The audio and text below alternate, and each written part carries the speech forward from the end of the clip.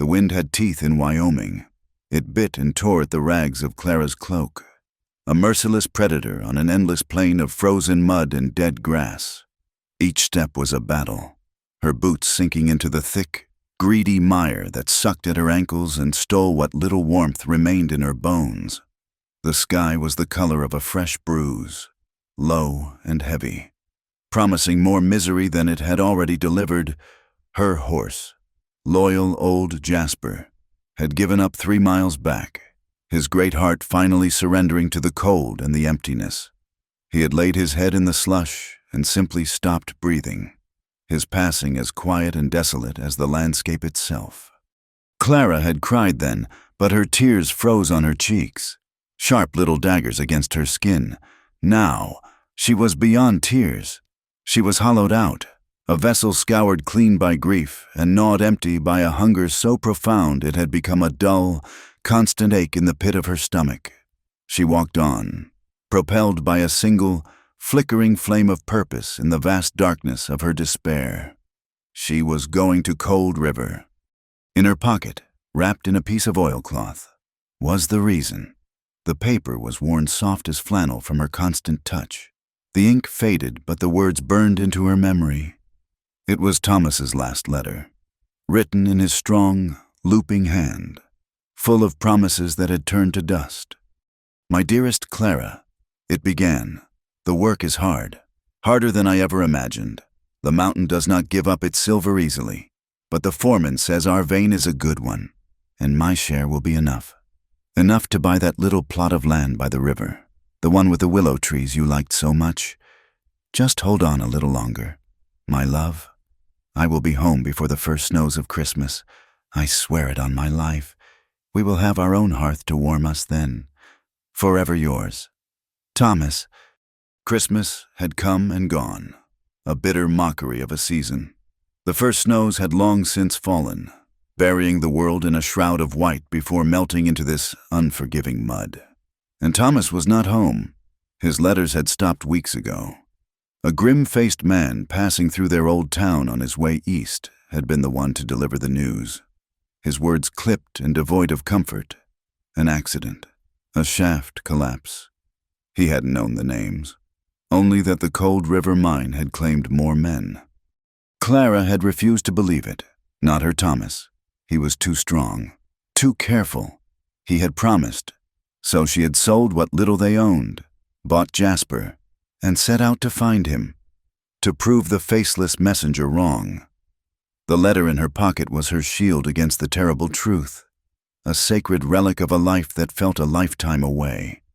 When the ramshackle buildings of Cold River finally appeared on the horizon, they looked like broken teeth jutting from the gray gums of the earth. It was less a town and more a wound on the landscape, a collection of unpainted wooden structures leaning against one another for support against the ceaseless wind. A single muddy street ran through its center, lined with a saloon, a general store with a boarded-up window, and a few dozen shacks that seemed too fragile to house living souls. Smoke curled from a few chimneys, thin and pale, quickly torn apart by the gale. There was no warmth here, no welcome. As Clara limped down the main thoroughfare, her face gaunt and her eyes sunk deep into their sockets, the few people she saw turned away. A woman pulling a bucket from a well took one look at her and hurried inside, barring the door. 2 miners, their faces caked in grime, stopped their low conversation and watched her pass with flat, incurious eyes before spitting tobacco juice into the mud near her feet.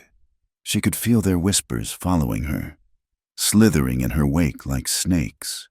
She heard a fragment, carried on the wind. "Bad luck, woman." Her heart, already a heavy stone in her chest, sank deeper. They knew who she was, or rather, they knew who she had belonged to. She found what she was looking for at the edge of the settlement, on a low hill that was too rocky for building. A small, bleak cemetery, if one could call it that. It was just a handful of crude mounds, each marked with a cross fashioned from scavenged lumber. The third one from the left was newer than the others. The earth was still dark and raw, not yet overgrown with the stubborn prairie grass. The cross was splintered, the name carved into it with a clumsy, hurried hand. Thomas Finch. Clara fell to her knees in the mud. The sound that escaped her was not a cry of sorrow, but a thin, dry rasp, as if all the moisture had been scoured from her soul. She reached out a trembling hand and traced the letters of his name.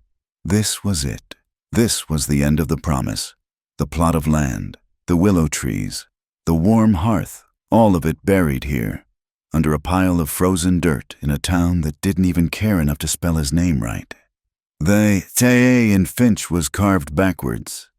She stayed there for a long time, the cold seeping into her, turning her limbs to ice. She did not pray. She did not weep. She simply knelt, her connection to the world severed, the last flame of hope extinguished. The letter in her pocket felt like a cruel joke. He had sworn it on his life, and the mountain had taken him at his word.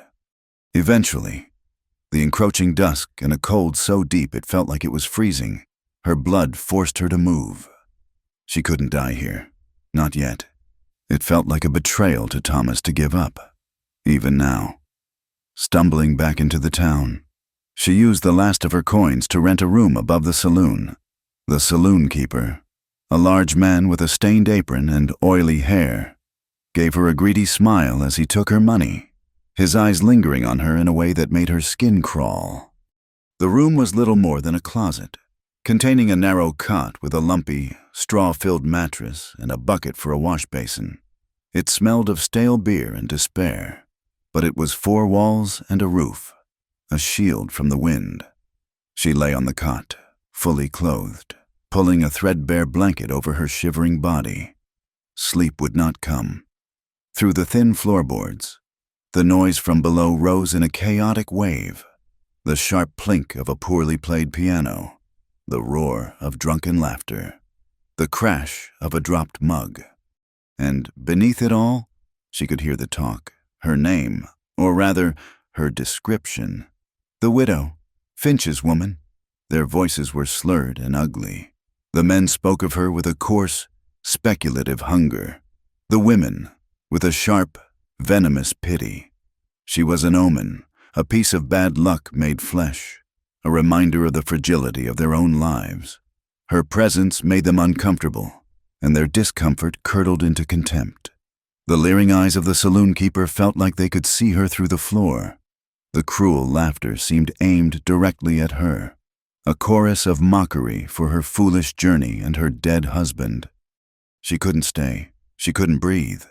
Sometime before the first hint of dawn, when the noise below had finally subsided into a low, drunken grumble, she slipped out of the room and down the back stairs. She didn't know where she was going, anywhere but here. She chose a direction at random, north, away from the town, away from that crude grave. She walked into the vast, empty wilderness, seeking a solitude that would not judge her. The land offered no comfort, the sky remained a leaden sheet, and the wind was a constant, whining torment.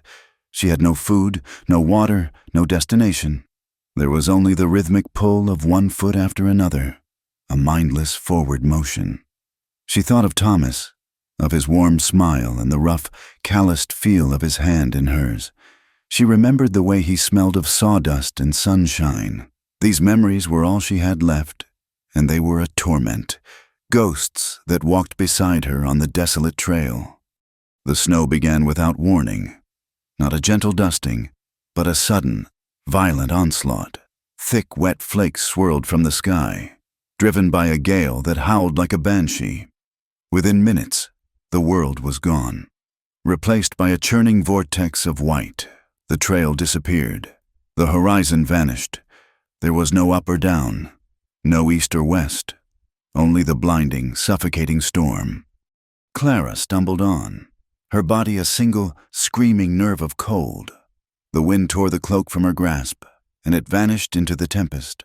Her dress, thin and worn, was quickly soaked, clinging to her like an icy shroud.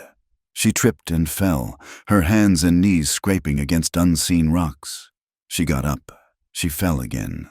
Her strength was failing. the last of her reserves draining away into the snow. A profound weariness settled over her, a dangerous, seductive peace. It would be so easy to just lie down, to close her eyes and let the snow cover her, to let the cold take her. It would be an end to the pain, an end to the grief. She sank to her knees, the blizzard roaring in her ears, her vision blurred, the swirling snow turning into a soft, welcoming grayness. With her last breath of consciousness, she whispered a name into the storm. Thomas. And then nothing.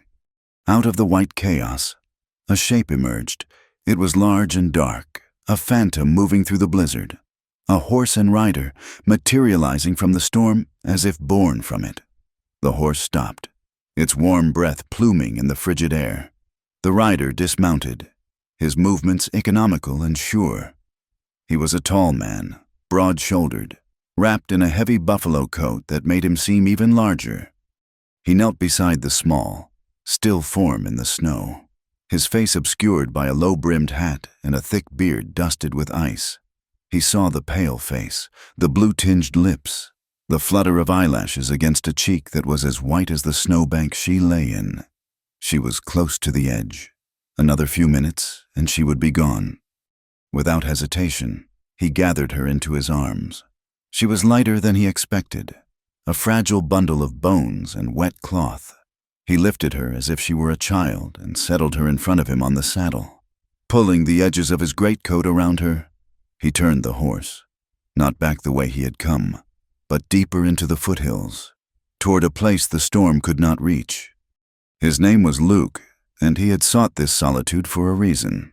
The world of men held nothing for him but ghosts and bad memories.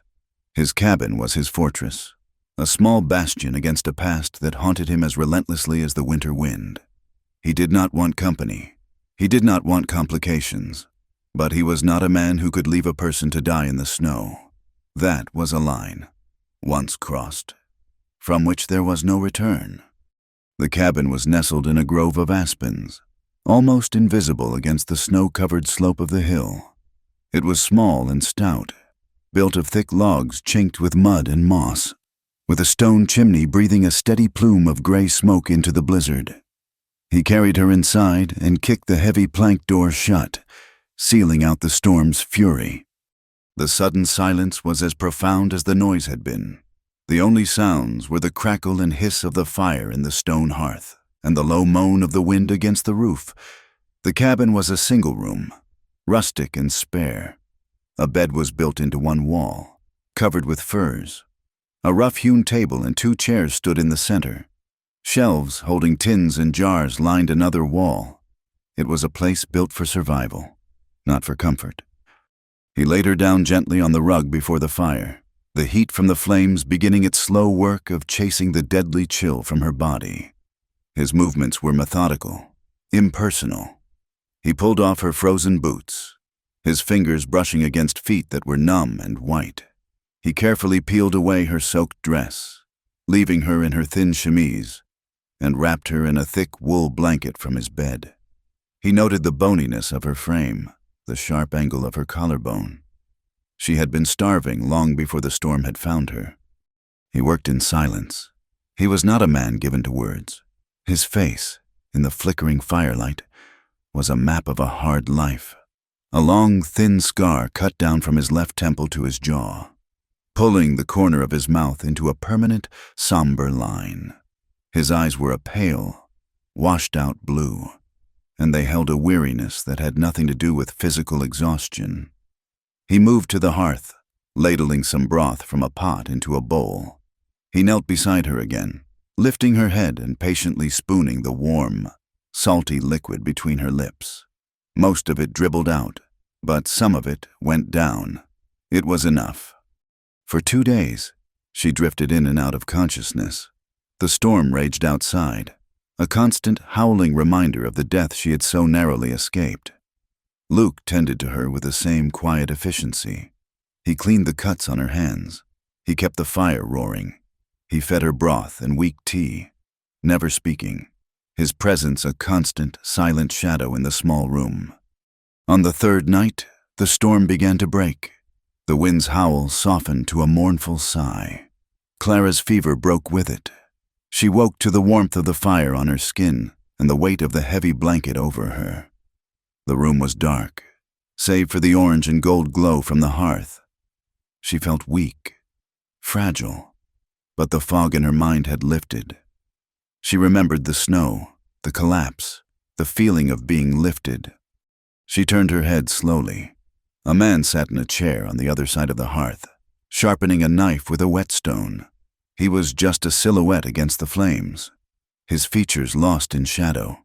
But the shape of him, the broad shoulders, the way he held his head, it struck a chord deep within her, a place where memory and grief resided.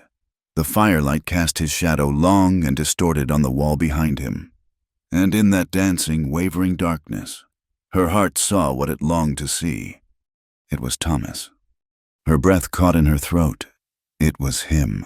He had come for her. He had found her in the storm, just as he had promised.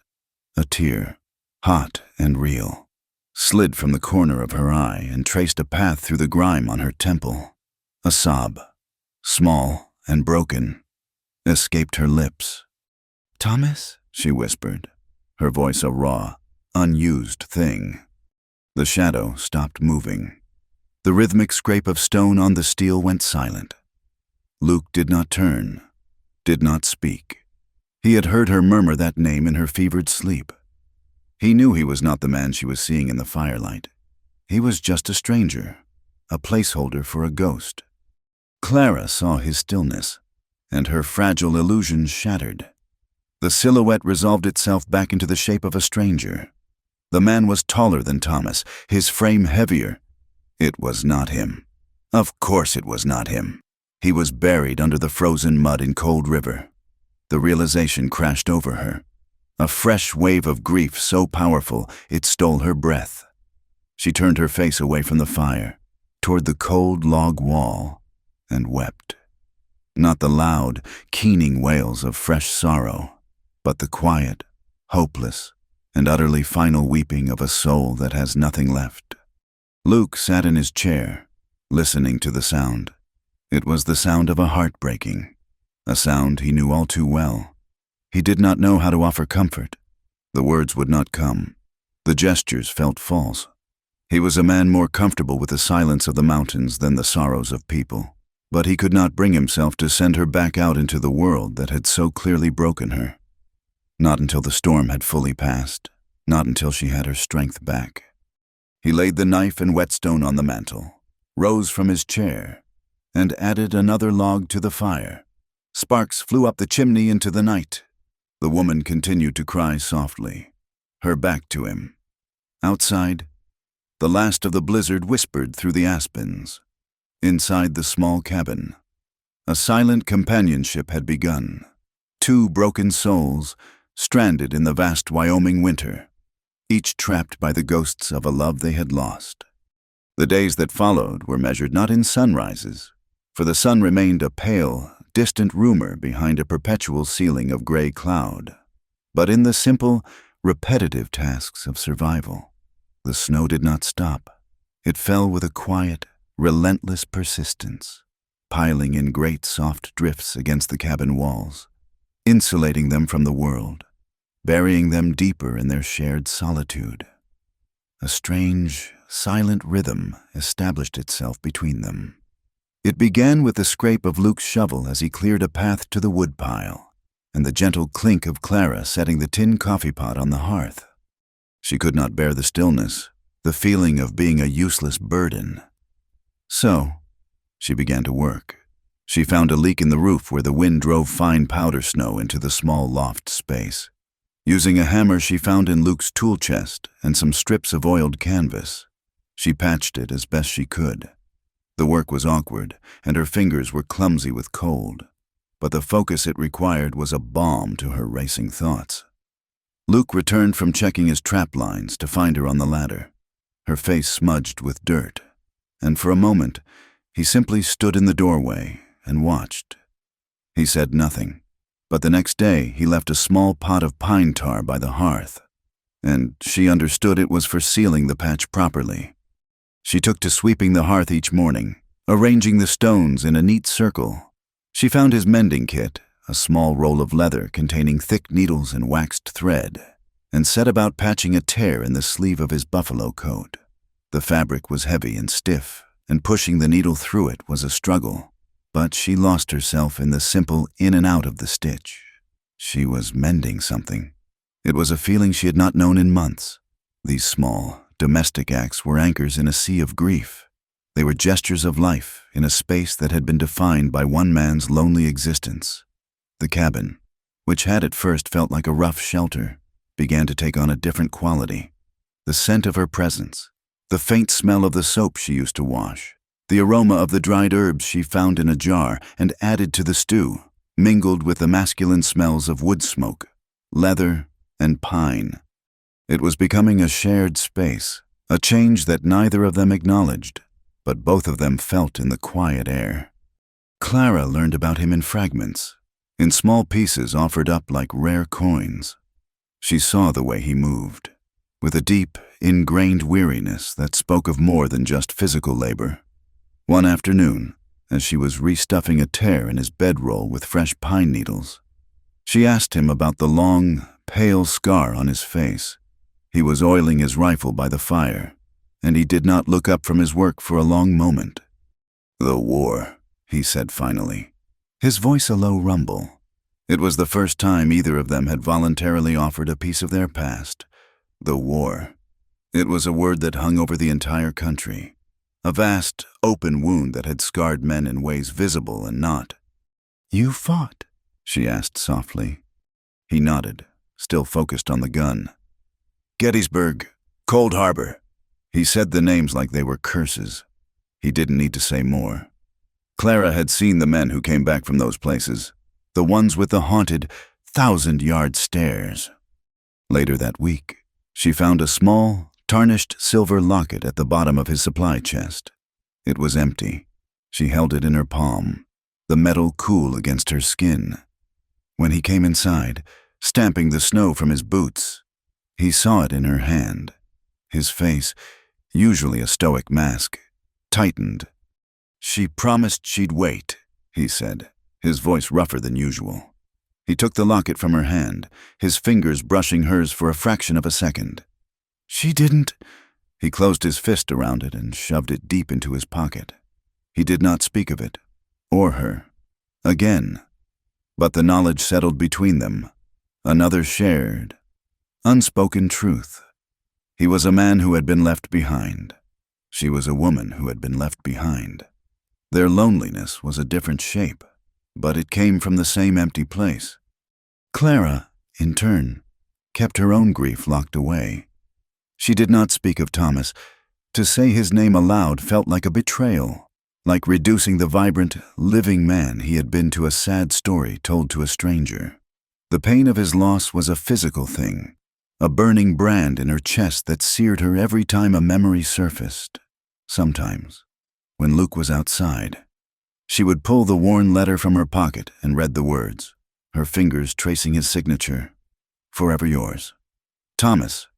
It was a lie, a beautiful, terrible lie. He was forever the mountains. She was forever, what?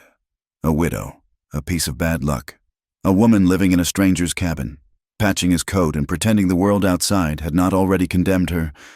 The wilderness was a constant, looming presence. It was not a gentle, pastoral land. It was a place of brutal, indifferent beauty. One evening, as dusk bled purple and gray across the snow, a sound broke the stillness, a chorus of howls, high and hungry. Wolves. They were close.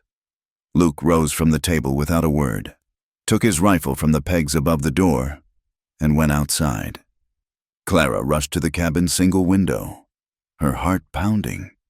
She saw them at the edge of the clearing, a pack of 4, their forms like gray ghosts against the snow. They were lean and desperate, drawn by the scent of the cabin. One, bolder than the rest, trotted forward, its head low, its yellow eyes gleaming in the fading light. The rifle shot was a deafening crack that echoed off the hills. The lead wolf crumpled, a sudden, shocking splash of dark red against the pure white of the snow. The others scattered, melting back into the trees as quickly as they had appeared. Luke returned, his face grim. He didn't look at her. He set the rifle back on its pegs and began to clean it, his hands steady. The act was so mundane, so practiced, yet Clara could not stop shaking. That was how quickly life could be extinguished out here. One moment, a living, breathing creature. The next, a stain on the snow. It was a visceral reminder of the collapse in the mine, of Thomas, of how thin the line was between being and not being. She looked at Luke, at his quiet competence, at the way he stood as a bulwark between her and the raw, hungry wilderness, and a feeling she could not name stirred within her. It was not gratitude, not exactly. It was a primal recognition of strength, a sense of safety she had not felt since Thomas was alive. Her nights were filled with ghosts. She would dream of her husband. The memories so vivid she could almost feel the scratch of his wool shirt against her cheek, smell the scent of his skin. She dreamed of his hands, strong, capable hands that could build a shelf or soothe a fever with equal care. She dreamed of his laughter, a deep, rumbling sound that had been the music of her life. In her dreams, they were back in their small cottage in Ohio, the one they had left behind to chase the promise of silver. They were planting a garden. They were sitting by their own fire. They were whole. Then she would wake up. She would wake to the profound silence of the cabin, the only sound the soft whisper of the dying fire. She would wake with a trembling that started deep in her bones, a physical manifestation of her shattered heart, and in the darkness across the room, she would see him. Luke would be awake, sitting on the edge of his cot, watching her. His face was always in shadow, unreadable, but she could feel the weight of his gaze. He never spoke. He never moved to comfort her. He simply watched, a silent sentinel guarding her through the darkest hours of the night, when her grief was a wolf that came for her in her sleep. His silent presence was, in its own way, a strange comfort. He was not intruding on her sorrow, but he was witnessing it. He was letting her know she was not entirely alone in the darkness. One night, after a particularly vivid dream of Thomas, she woke with a silent scream caught in her throat. She sat up, her body slick with a cold sweat, the dream laughter still echoing in her ears. Luke was there, as always, a dark shape in the gloom. "You should not have to see this," she whispered into the darkness, her voice hovering on the edge of a sob. "My sorrow is not your burden." He was silent for a long time. She thought he would not answer. Then, his voice came out of the shadows, low and thoughtful. "Everyone carries something." It was an opening, a crack in the wall of silence between them. She found herself speaking, the words tumbling out as if they had a will of their own. "Do you think God watches us out here?" she asked, the question surprising her. "In a place this big and this empty, does he even notice when one person falls?" He considered this. "I think God is a story people tell themselves back east, in towns with churches and steeples. Out here, there is just the land, the sky, the winter. They don't forgive. They don't judge. They just are." "And us?" she pressed, needing to understand his bleak philosophy. "What are we?" "We are just trying to stand against it until we can't anymore," he said. They talked for nearly an hour, their voices low whispers that barely disturbed the quiet. They spoke of death, not of their own personal losses, but of the thing itself, the great, final silence. They spoke of the land, of its cruelty and its stark beauty, of whether it could ever truly belong to anyone, or if people just borrowed a piece of it for a short time before the land reclaimed them. It was not a conversation of comfort or gentle platitudes. It was raw and honest, the kind of talk that can only happen between two people who have been stripped of all artifice, who have nothing left to lose. When she finally lay back down, the trembling had stopped. She did not feel happy or healed, but she felt seen, and a fraction less alone. Luke found himself changing. He had cultivated his solitude for years, honing it into a sharp shield. But this woman, with her quiet industry and her loud, wrenching grief, was slipping past his defenses. He felt a rising tide of protectiveness toward her. When he was out on the trap lines, he found himself hurrying back, an unfamiliar anxiety churning in his gut. He would see the smoke from the chimney and feel a sense of relief that was both unwelcome and undeniable. He saw the small kindnesses she performed, the way she folded his spare shirt, the way she saved him a portion of the stew for when he returned, cold and weary. He was not used to being cared for. He was not sure he liked it, but he could not deny the small pocket of warmth it created in his frozen existence. Clara, too, was changing. She began to see past the scars and the silence. She saw the way his eyes would soften when he looked at his horse. She saw the careful way he carved a small wooden bird one evening, his large, rough hands surprisingly deft. She saw a gentleness in him that the world had tried and failed to completely beat out of him. He was a broken man, she knew, but his broken pieces were beginning to fit against her own.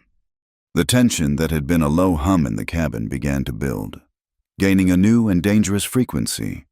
It happened one afternoon when she was cooking.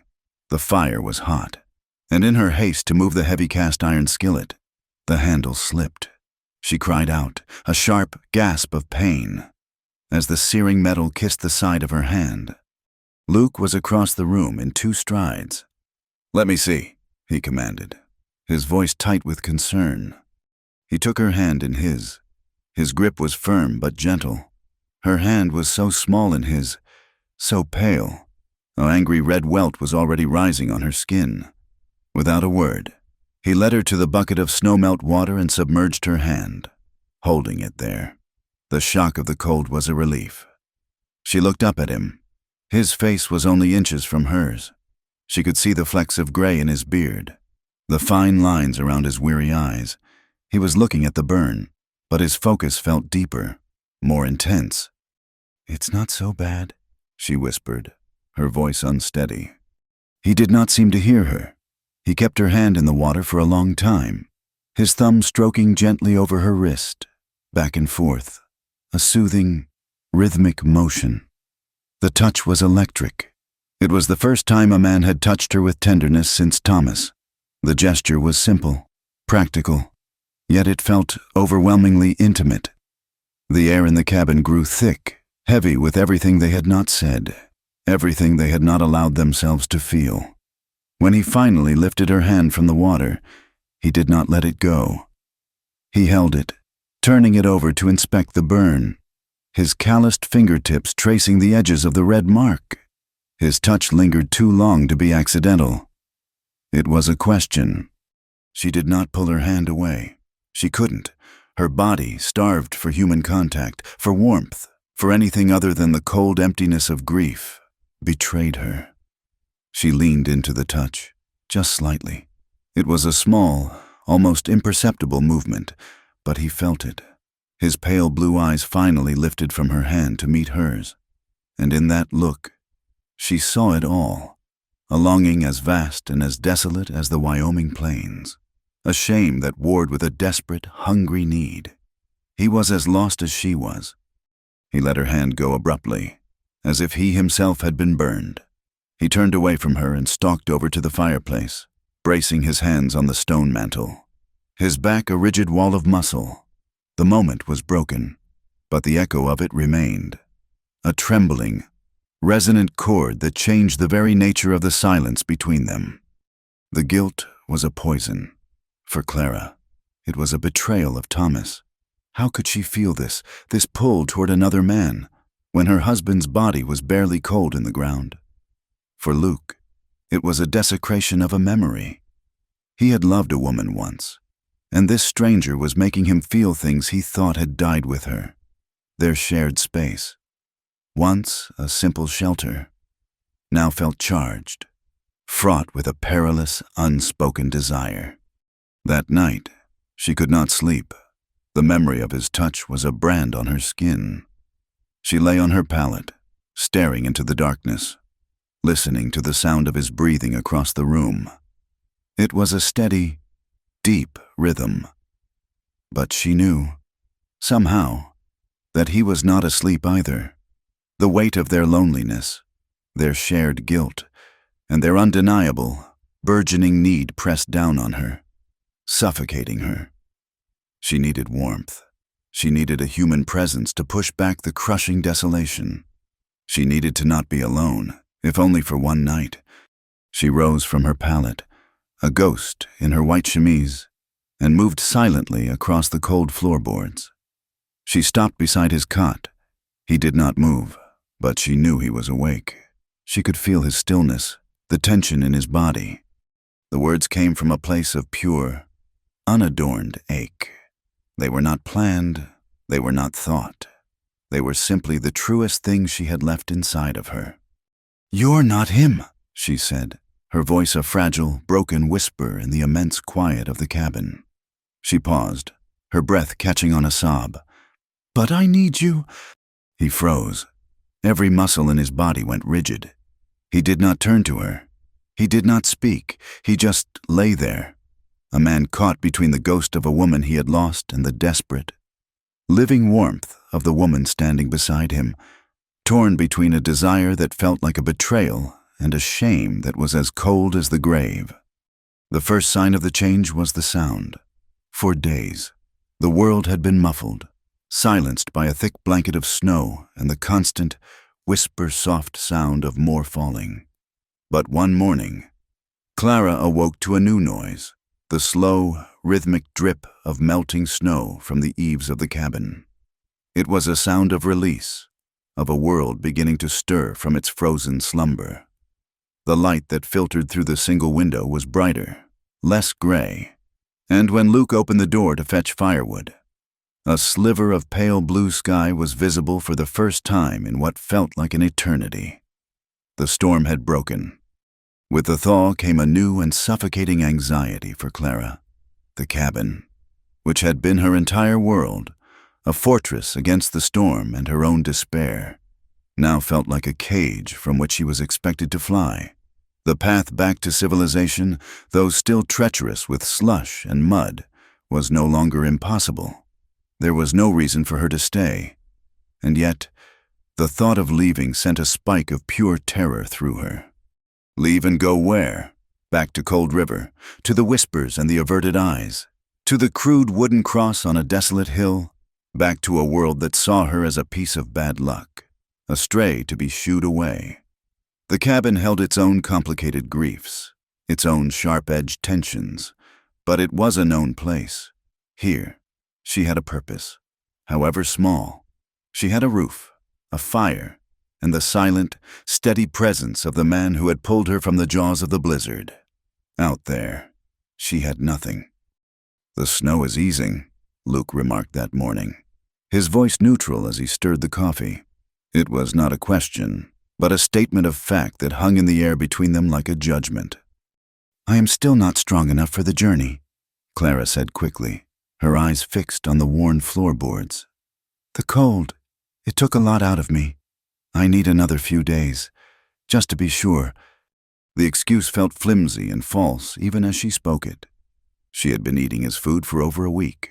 Her cheeks had regained a hint of color, and the deep, hollow ache of starvation had subsided.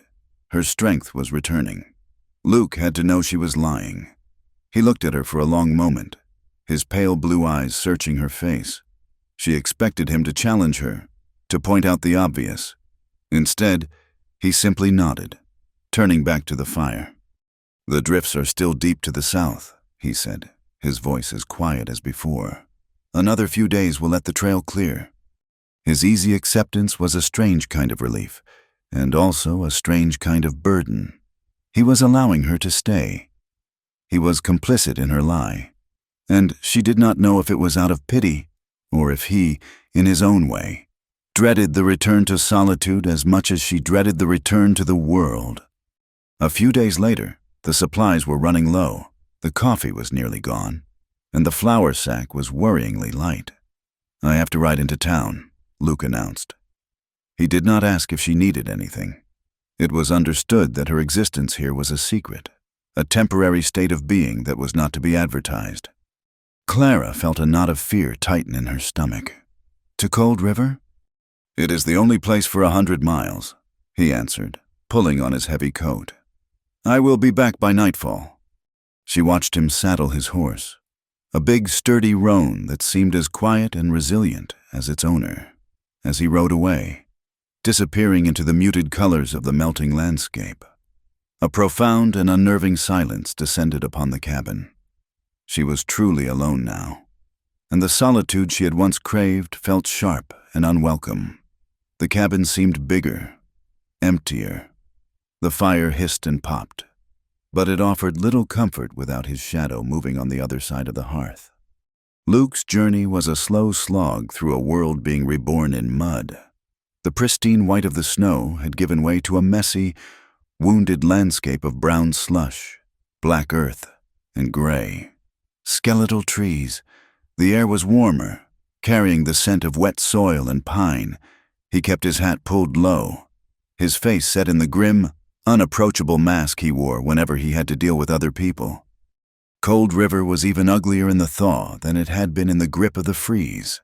The single street was a river of mud, rutted and deep, sucking at the hooves of his horse. The townspeople were out, their faces pale from a long winter indoors, their expressions uniformly sour. He tied his horse in front of the general store and went inside, his supply list committed to memory. The storekeeper, a weaselly man named Silas Croft, eyed him with a mixture of suspicion and curiosity. Luke was not a regular visitor. He came in once every few months, bought what he needed without a word of small talk, and disappeared back into the hills. Long winter, Luke, Silas said, attempting a friendly tone that fell flat. It was, Luke replied. His voice clipped. He began listing his needs. Flour, coffee, salt, lard. As Silas measured out the flour, a woman who had been browsing the small selection of fabrics drifted closer. It was Martha Hemmings, the blacksmith's wife, a woman whose tongue was known to be the sharpest tool in town. Saw you riding in, she said, her voice carrying a false sweetness. Thought you would be snowed in for the rest of the season. Luke just grunted in response, keeping his back to her, but he could feel her eyes on him, and he could feel the gossip beginning to stir like dust motes in a sunbeam. He was buying more flour than usual, a larger sack of coffee. His usual order was that of a solitary man. This was not. He paid for his goods, loaded them into his saddlebags, and knew he had one last stop to make.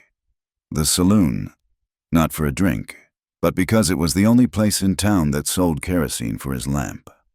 As he pushed through the swinging doors, the familiar stench of stale beer, sweat, and cheap whiskey hit him. It was mid-afternoon, but a handful of miners were already at the bar, their faces grimy, their eyes dull. The saloon keeper, a corpulent man named Jedediah, wiped the bar with a filthy rag. Well, look what the thaw dragged in, he boomed, a smirk on his fleshy face. The Hermit of Aspen Creek. Luke ignored him and placed his empty kerosene can on the bar. Fill it.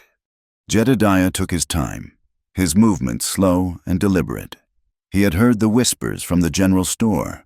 Martha Hemmings had wasted no time, a recluse buying supplies for two, a widow who had disappeared from town the same week the big storm hit. It was not a difficult piece of arithmetic. Heard the winter was especially cold up in those hills, Jedediah said, his voice loud enough for the whole bar to hear.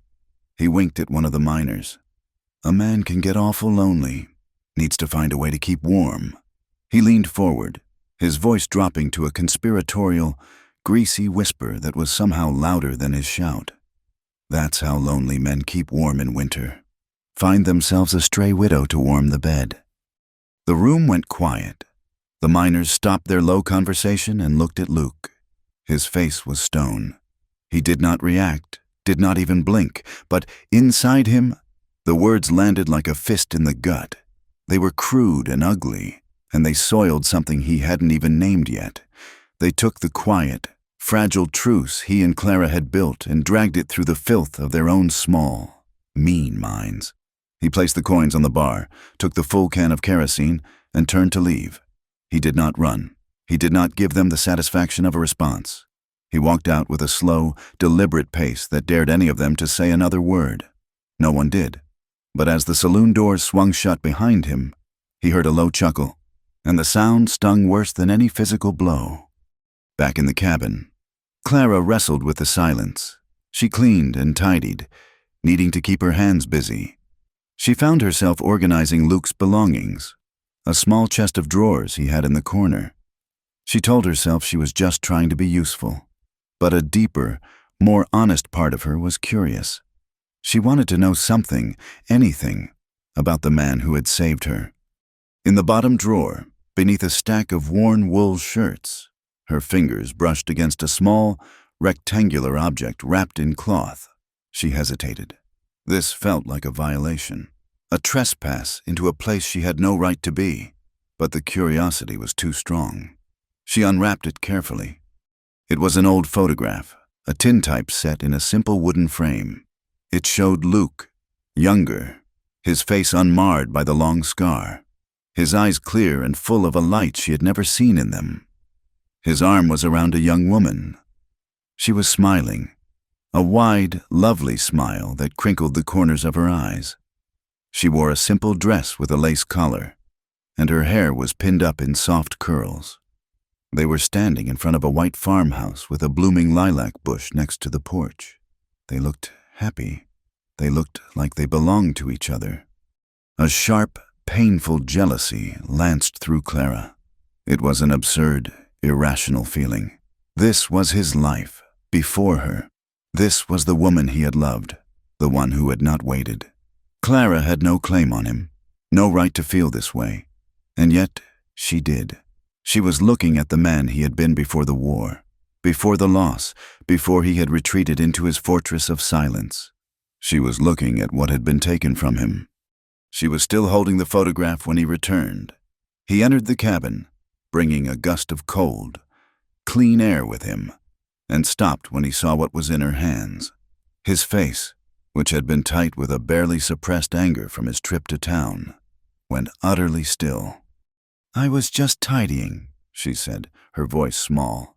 "I did not mean to pry." He walked over and took the photograph from her, his movements stiff. He stared down at it, his thumb stroking the edge of the wooden frame. The silence stretched, thick and heavy. "Her name was Eleanor," he said finally, his voice raspy. He did not look at Clara. He kept his eyes on the smiling face in the picture. "We grew up on neighboring farms in Pennsylvania. I was going to buy the plot next to her father's when I came home." "She is very beautiful," Clara said softly. A muscle in his jaw twitched. "I enlisted when the call came. I thought I was doing something honorable. She gave me that locket, the one you found. Promised she would be there when I got back." He paused, and the breath he took was ragged. "The war went on for years. I saw things a man should not see. When it was finally over, I walked all the way home. Took me months. When I got there, her father told me she had died. The fever took her the winter before. She had been gone for almost a year." He finally looked up from the photograph, and the pain in his eyes was so raw, so deep. It made Clara's own heart ache in sympathy. "I was too late. All that fighting, all that surviving, and I was too late."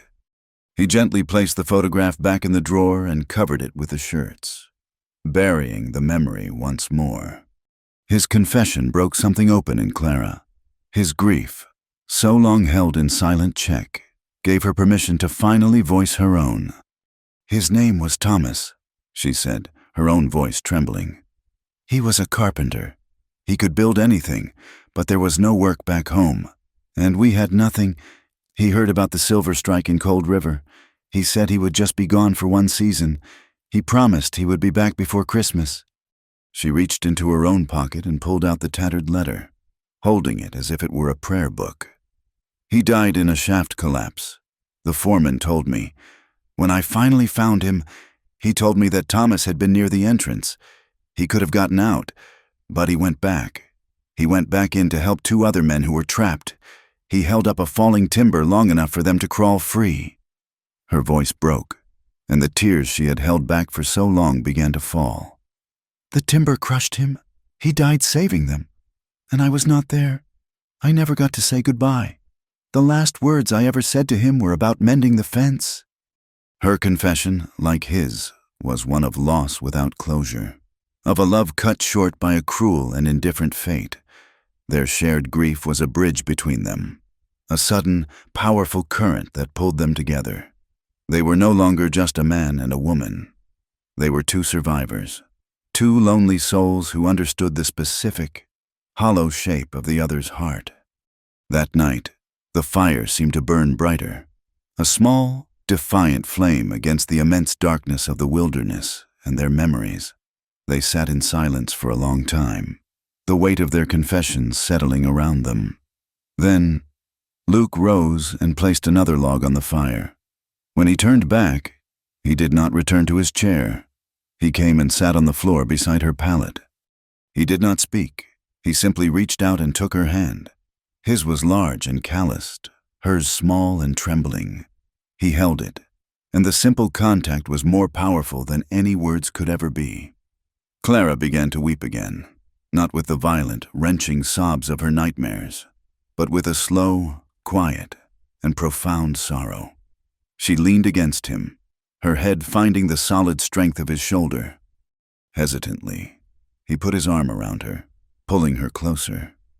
She turned into his embrace, burying her face in the rough wool of his shirt, and held on to him as if he were the only solid thing in a spinning world. He held her back, his arms a firm, protective circle.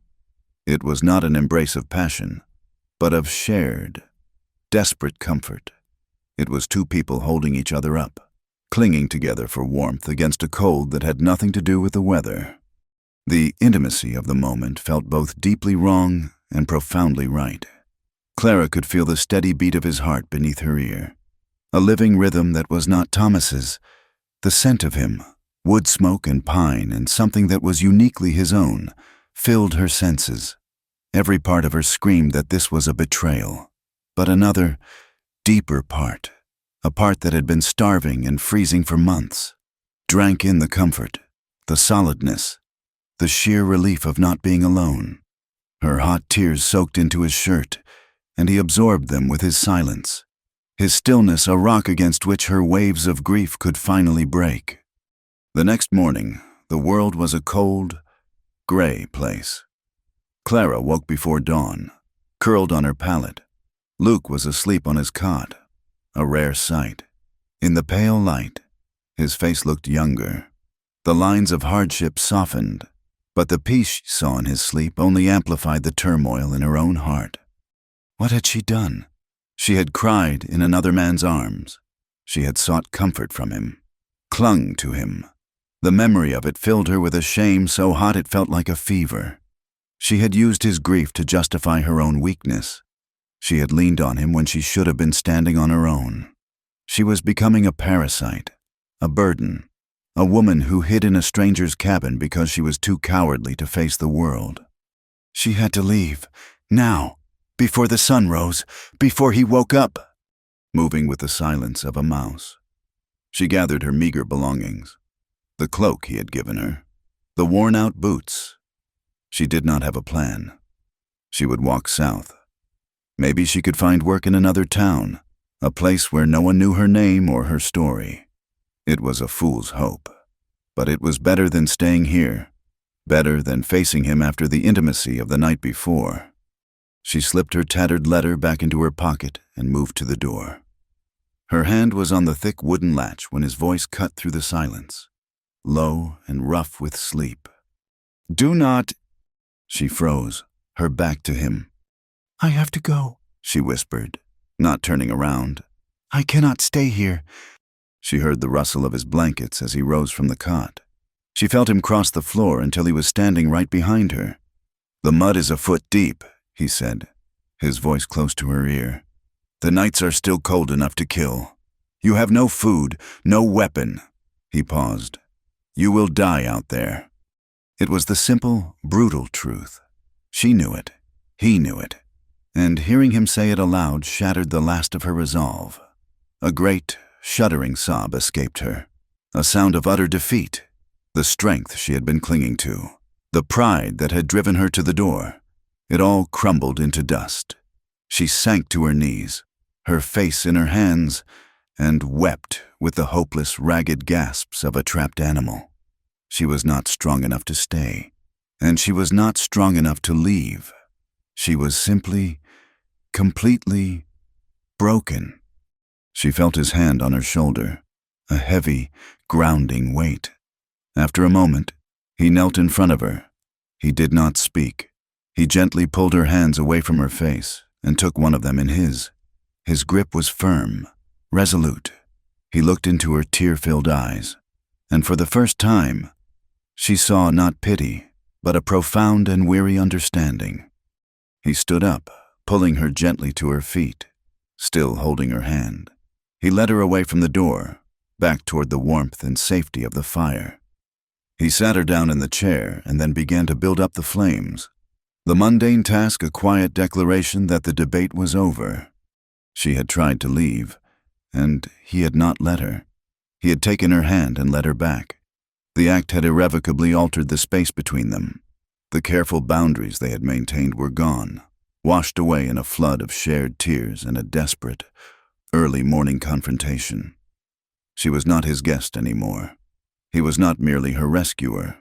The lines between survival and desire, between comfort and need, had blurred completely, leaving them tangled together in the silent, waiting heart of the Wyoming wilderness.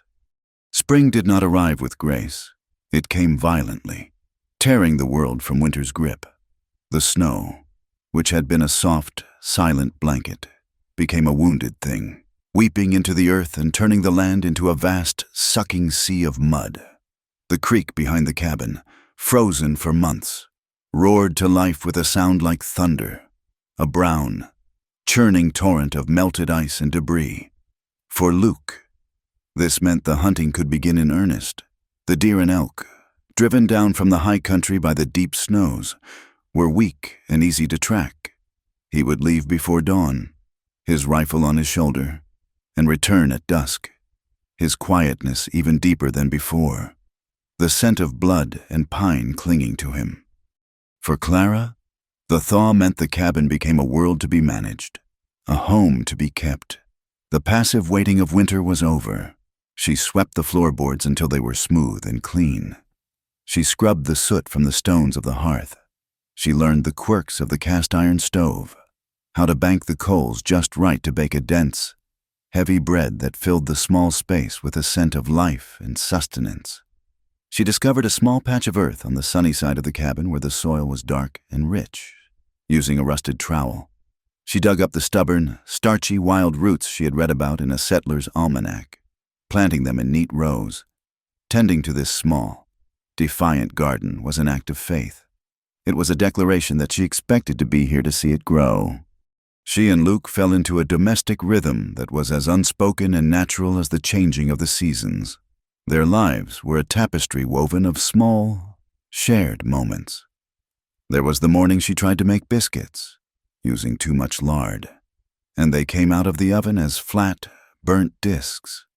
She had looked at them in dismay, on the verge of tears at her own foolishness, when Luke picked one up, inspected it gravely, and took a bite. He chewed for a long moment, his face impassive. Then a slow, reluctant smile touched the corner of his mouth not held down by the scar. A low chuckle rumbled in his chest. Clara, shocked by the unfamiliar sound, found herself laughing in response. A real, unburdened laugh that felt like a rusty hinge being forced open. They ate the burnt biscuits together, dunking them in coffee to make them soft. And the shared, simple absurdity of it was more intimate than any touch. There were afternoons when spring rains would sweep across the foothills, drumming on the roof and streaming down the single window pane. They would sit inside. The door cracked open to let in the clean, earthy smell, and watch the world turn green. He would be mending a piece of tack, his large hands surprisingly nimble, and she would be sewing a patch on his shirt. They rarely spoke during these times, but the silence was no longer empty. It was full, a comfortable, shared quiet that was its own form of communication. In these moments, Clara could almost forget the world outside.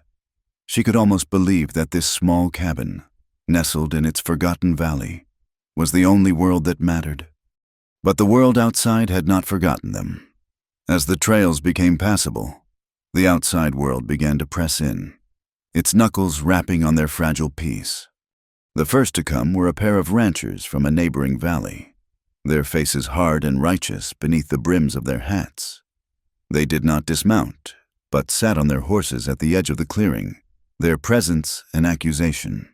"Luke!" one of them called out, his voice a sharp, condemning bark. "We heard you were keeping a woman up here." Luke, who had been splitting wood, did not stop. He brought the axe down with a clean, powerful stroke, the log splitting with a loud crack. He set the two halves aside before he finally turned to face them. Clara watched from the doorway, her heart a cold, tight knot in her chest. "I am not keeping anyone," Luke said, his voice dangerously low. "The lady is a guest." The second man scoffed. A nasty, spitting sound. "A guest? For the whole winter? That is not what they call it in town. They call it a sin. A man living with a widow, unmarried, is an affront to God and decent folk." Luke's hands tightened on the handle of his axe. He took a step forward, and the easy way he moved, the coiled power in his shoulders, made both men's horses shift nervously. "What decent folk do in town is their business. What I do on my own land is mine. You have said your piece. Now ride out." His voice was not loud, but it held a finality that was as sharp as a blade. The ranchers exchanged a look, their blustering courage failing them in the face of his cold, quiet fury. They muttered something to each other, turned their horses, and rode away, leaving a trail of judgment hanging in the air. Luke stood for a long time, staring after them, his back to the cabin. When he finally came inside, his face was like a stone mask, but Clara could see the muscle twitching in his jaw. The peace of their sanctuary had been breached. The ugly words of the world had found their way in. A week later, another visitor came. This one came alone, and on foot, picking her way carefully through the muddy yard. It was a woman, dressed in a severe black dress, her hair pulled back so tightly it seemed to strain the skin of her face. Clara recognized her from Cold River. It was the preacher's wife, Mrs. Abigail Cole. Clara met her at the door, wiping her hands on her apron. Luke was out hunting. "Mrs. Finch," the woman said, her voice thin and reedy. She refused to look Clara in the eye, instead focusing on a point just over her shoulder. "I have come as a friend, as a Christian woman. It is my duty to offer guidance to those who have strayed from the path." "I am not in need of guidance, Mrs. Cole," Clara said, her voice polite but firm. She did not invite the woman in. "Mrs." Cole's lips thinned into a bloodless line. "Child, you are living in sin. The whole territory is talking of it. Of you, a grieving widow, shacking up with a reclusive sinner in the wilderness. It is a shame upon your husband's memory." The words were like a slap. "You will not speak of my husband," Clara said, her voice dropping, a cold fire igniting in her belly. "I am only trying to help you," the woman insisted, finally meeting Clara's gaze. Her eyes were small and hard, like pebbles. "The church can offer you help, a place to stay, honest work in the laundry. We can help you cleanse yourself of this arrangement. You can be redeemed in the eyes of the Lord and the community. But you must leave this place. You must leave this man." Clara looked at the preacher's wife, at her rigid posture and her merciless piety. She saw the world that Abigail Cole was offering her, a world of judgment and shame, a life of penance for a sin she had not committed, a life where she would be forever scrubbing away a stain that existed only in their minds.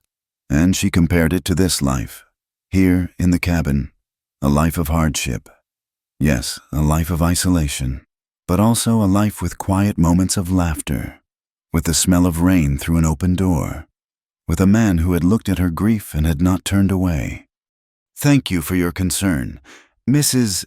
Cole," Clara said, and her voice was steady and clear. "But I am already home."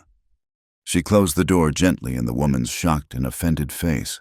Through the wood, she could hear a sputtering of indignation, and then the sound of the preacher's wife retreating through the mud. Clara leaned against the door, her body trembling. She had made her choice. She had drawn a line in the dirt and chosen to stand on this side of it, with him. She knew then that she could never go back. She would never be accepted again. The ugliness came to a head the following week.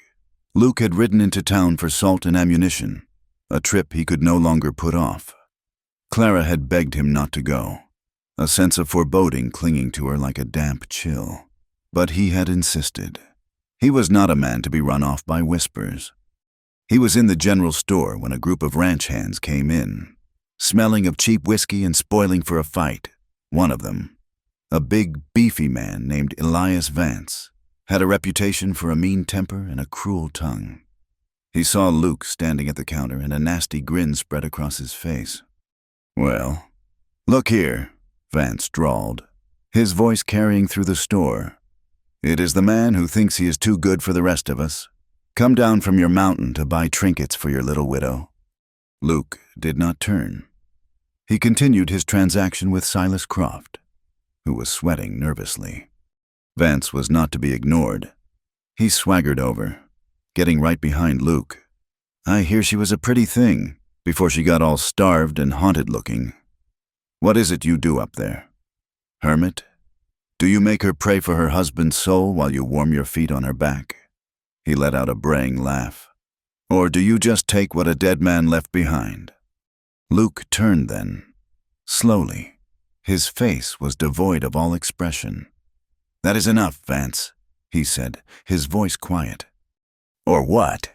Vance taunted, puffing out his chest. "You going to look at me with those dead eyes of yours?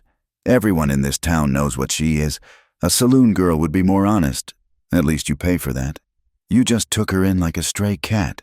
I would call her a common—" He never finished the word. Luke moved faster than a man his size had any right to move. It was not a punch. It was an explosion. His fist connected with Vance's jaw with a sickening crack of bone. The big man's eyes rolled back in his head, and he crumpled to the floorboards in a heap. Luke stood over him, his chest heaving, a terrifying light in his pale eyes, the violence that had been buried deep inside him, the violence of the war, was suddenly, shockingly on the surface. He looked ready to kill the man.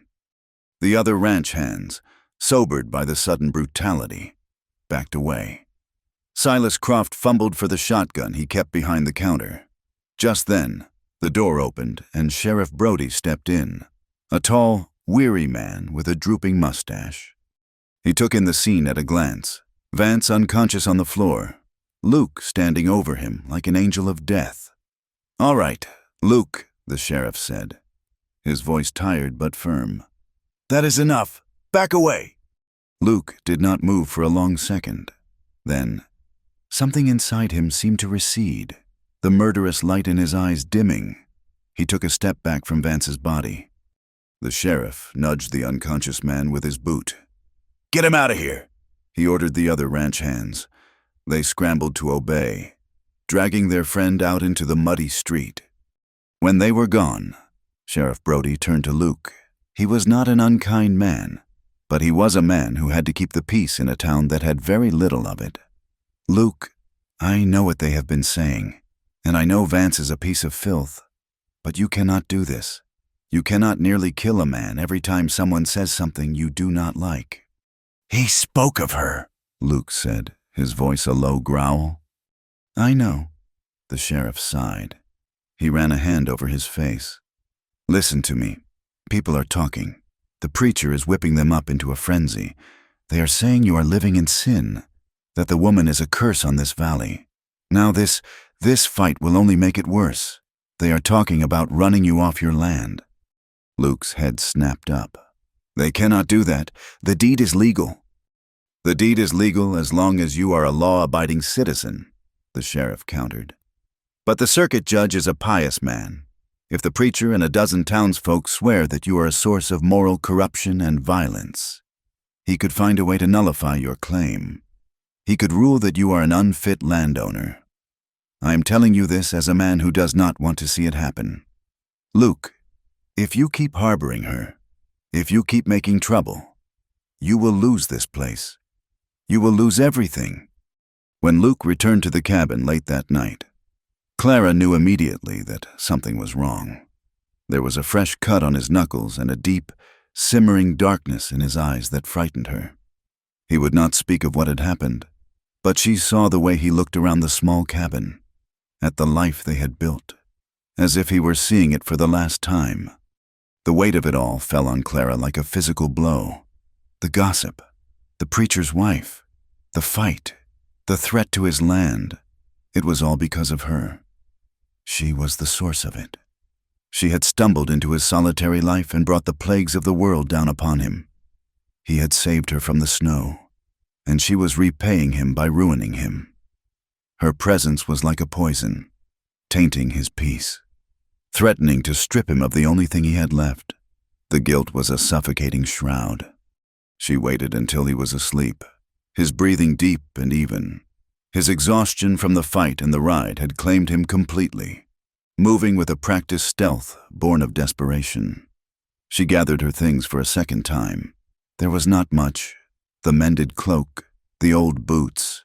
She took a small piece of the bread she had baked and wrapped it in a cloth. This time, she would not fail. She would slip away into the darkness and walk until her legs gave out.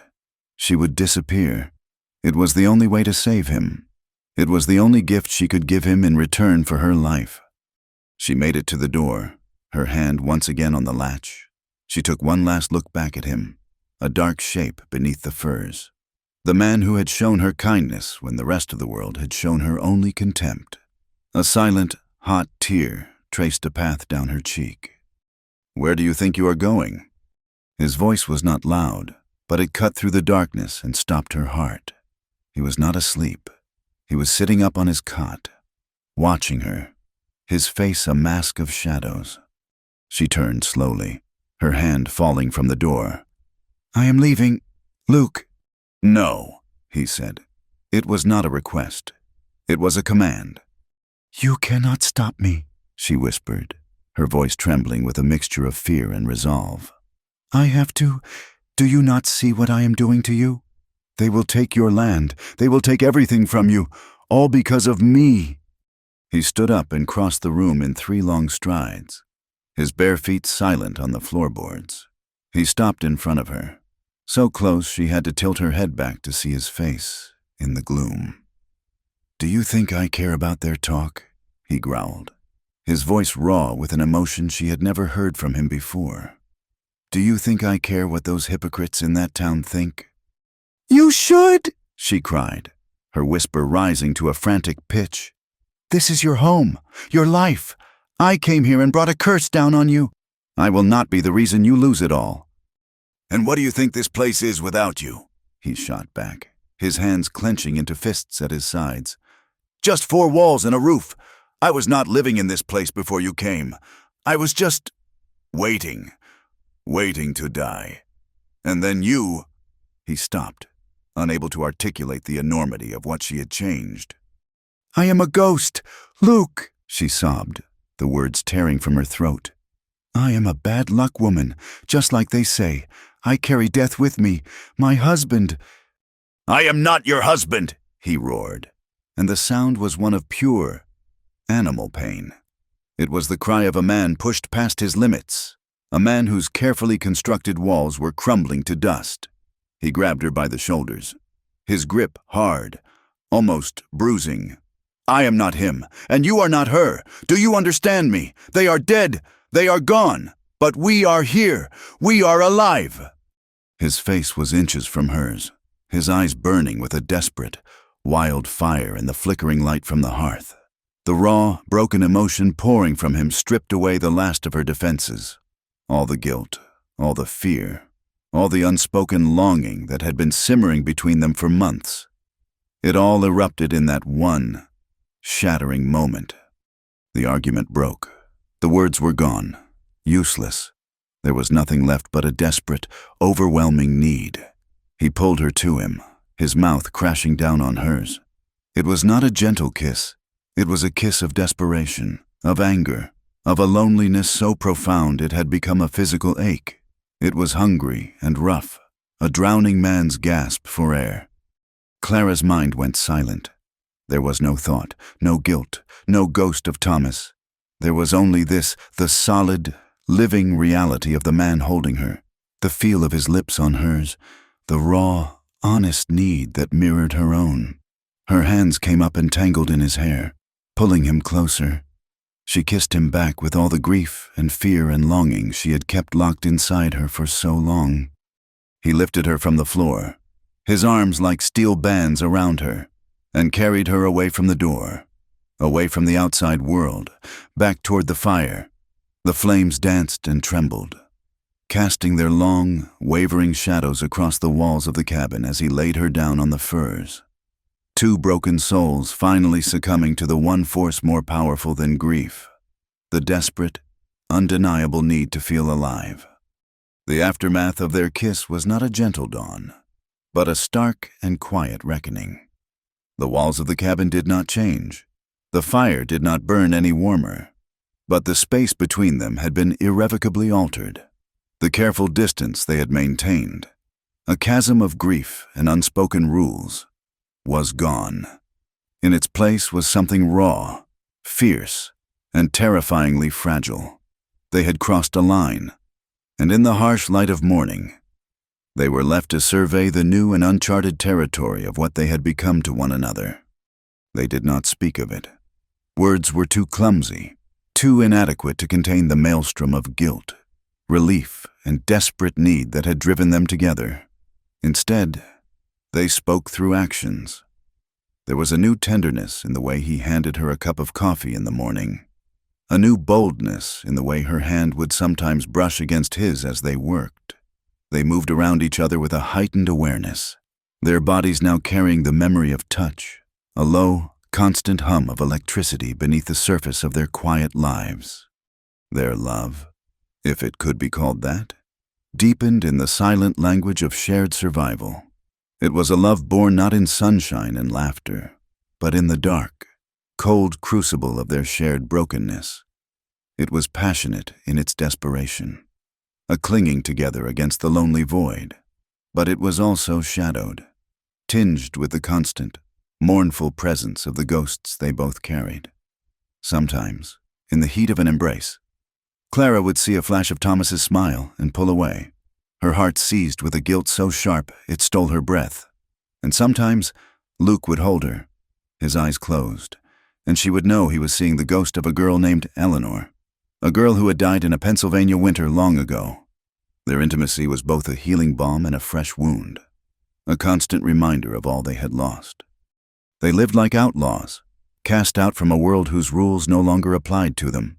Their small cabin was their entire country, the surrounding woods their only border.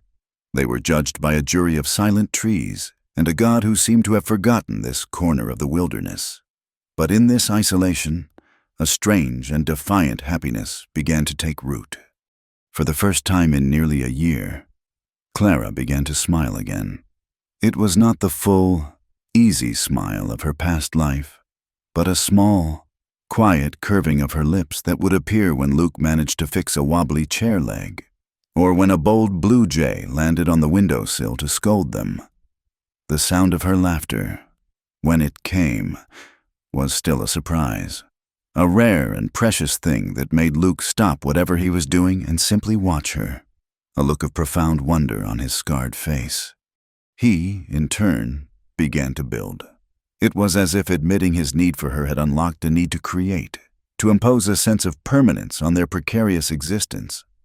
He spent days resetting the posts of the old rail fence that marked the edge of his property, his movements strong and sure, the rhythmic thud of the post hammer a declaration of his intent to stay. He cleared a small plot of land near her pathetic little garden of roots and, using a rusty spade, turned the soil.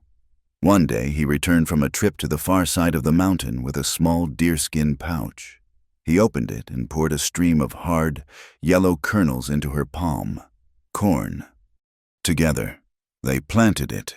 He dug the holes, and she followed behind, dropping 2 or 3 kernels into each one, her fingers pressing them into the cool, dark earth.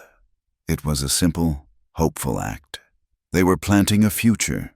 They were trying to build a life that no one in the world would bless but their own 2 selves. In the evenings, they would stand at the door of the cabin and look out at the newly mended fence and the neat rows of their tiny cornfield. And in the shared sight of their labor, they found a fragile, unspoken peace. But their peace was a candle flame in a hurricane. The world outside had not forgotten them, and its malice was gathering strength.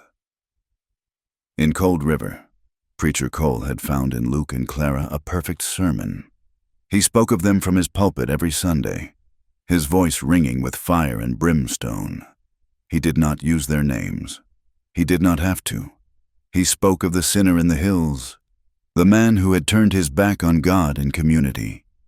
And he spoke of the woman, the widow of a good man, who had been lured into a den of iniquity, a vessel of corruption, a curse upon the valley.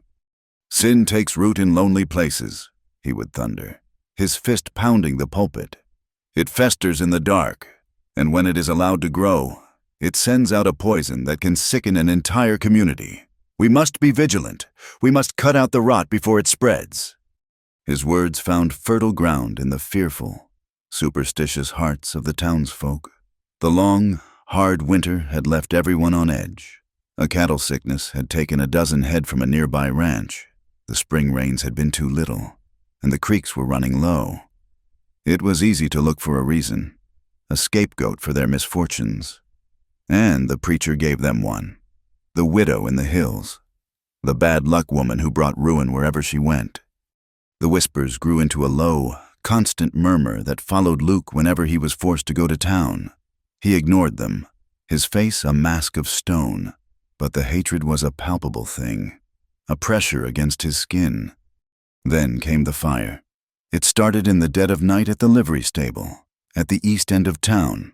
A knocked-over lantern, a pile of dry hay. The flames, fanned by a strong westerly wind, leaped from the stable to the blacksmith's shop, and then to the roof of the adjoining barn. The sky to the south of the cabin glowed with a terrifying, pulsing orange light. Luke saw it first. He came to the door of the cabin, staring at the demonic glow on the horizon. "Town's on fire," he said, his voice flat. Clara came to stand beside him, her hand flying to her mouth. The distant, frantic ringing of a bell reached them, thin and desperate on the wind. "Stay here," he said, already pulling on his boots. "Bar the door behind me." "No, Luke, do not go," she pleaded, grabbing his arm. "It is not your concern. They hate you.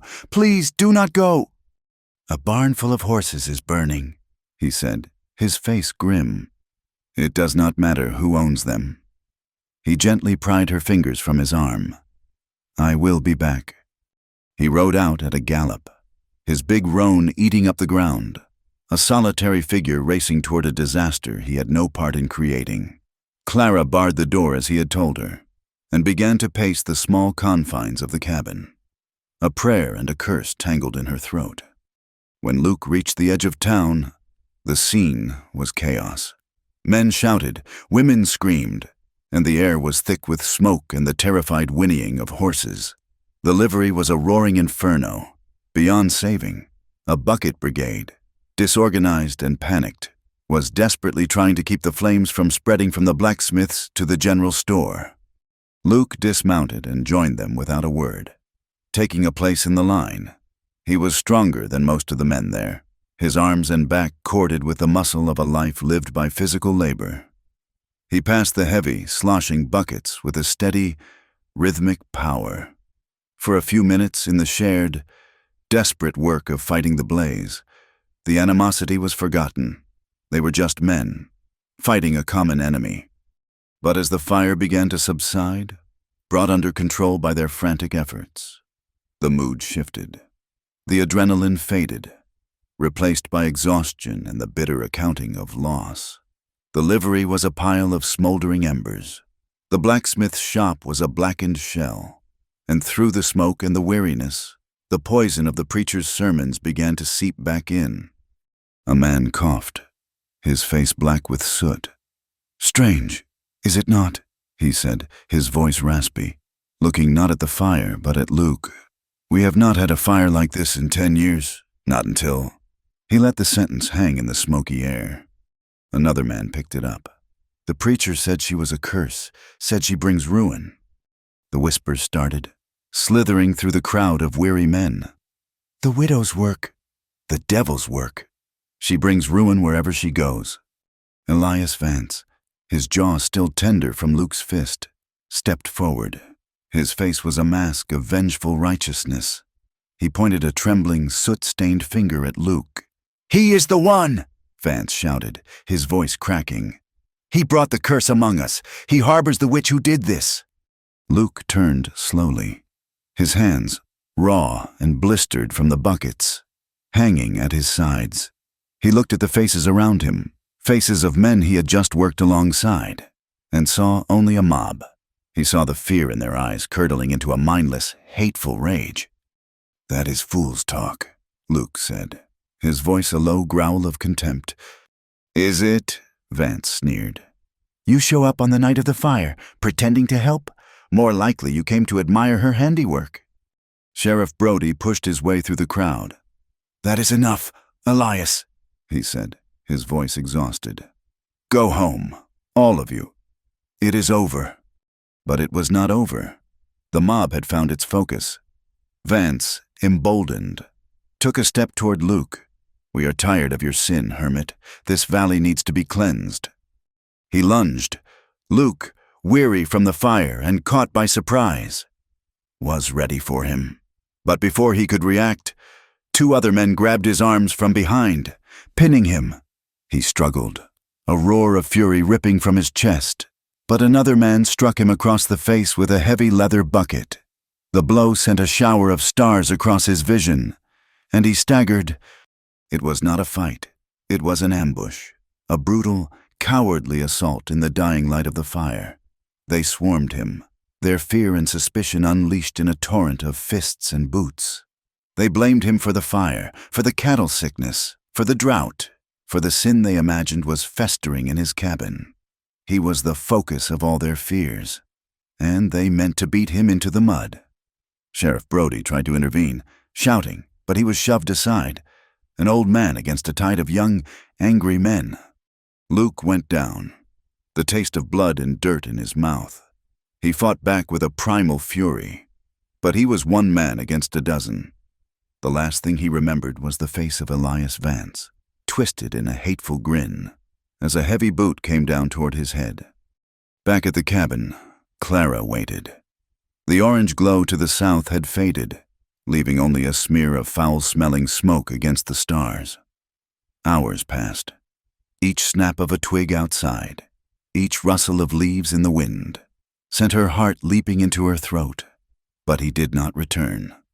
The first hint of dawn was painting the eastern sky a bruised purple when she could bear it no longer. The fear, cold and sharp, was a physical pain in her chest. Something was wrong, terribly wrong. She unbarred the door and ran to the corral. She had never saddled a horse in her life, but panic gave her a clumsy strength. She managed to get the heavy saddle onto the roan's back and fumbled with the cinch until it was tight. She led the horse out and mounted, her movements awkward, her heart pounding a frantic rhythm against her ribs. She rode toward the town, toward the lingering pillar of smoke. She found him less than a mile from the cabin, where they had left him. He was lying in the middle of the trail, a broken heap in the mud. The roan had found its own way back from town and was standing over him, nudging his still form with its nose, a loyal, silent guardian. A scream tore from Clara's throat, a sound of pure, animal horror. She slid from the horse and ran to him, falling to her knees in the mud beside him. Luke, she whispered, her hands hovering over him, afraid to touch him. Oh, God, Luke. His face was a swollen, bloody mask. One eye was puffed completely shut. A deep gash on his forehead was caked with dried blood and mud. His shirt was torn, his chest and arms a mosaic of dark, angry bruises. He was breathing, but each breath was a shallow, rattling gasp. She did not know how she did it. Later, she would have no memory of the specifics, only of a desperate, superhuman strength born of love and terror. She got him onto the horse, half lifting, half dragging his dead weight. She walked beside the horse, her arm around his waist to hold him in the saddle, and led him slowly, painstakingly, back to the cabin. For 3 days, he did not wake. He lay on his cot, lost in a dark, silent world somewhere between life and death. Clara did not sleep. She did not eat. She tended to him with a fierce, unwavering devotion. She cleaned his wounds with boiled water and soft rags. She stitched the gash on his forehead with a fine needle and thread from her mending kit, her hands surprisingly steady. She forced sips of water and thin broth between his swollen lips, praying that some of it went down. She cried as she worked, silent tears streaming down her face and dripping onto his broken body. She cried for his pain, for his pride, for the goodness in him that had sent him to help his enemies, only to be savaged by them. She cried for their small, fragile happiness, now shattered. She knelt by his cot for hours, her hand on his chest, feeling the faint, stubborn rise and fall, the only sign that he was still with her. The silence in the cabin was a living thing, a terrifying, suffocating presence, broken only by his ragged breathing and her whispered pleas. On the morning of the 4th day, his eyes flickered open. The one that was not swollen shut focused on her, slowly, as if returning from a great distance. He tried to speak, but his throat was too dry, his lips too cracked. She held a cup of water for him, and he drank, his gaze never leaving her face. He lay back, his breath still shallow. His eyes roamed the cabin, taking in the familiar ceiling, the stone hearth, the woman kneeling beside him, her face hollowed by her vigil. "Clara," he whispered, his voice a dry, rasping ruin. "I am here," she said, her voice choked with relief. "I am here, Luke." He looked at her for a long, silent moment. The pain in his eyes was not just from his body. It was deeper, a wound to his very soul. He had seen the face of the world, and it was brutal and unforgiving, and he knew, with a terrible certainty, that it would never leave them alone.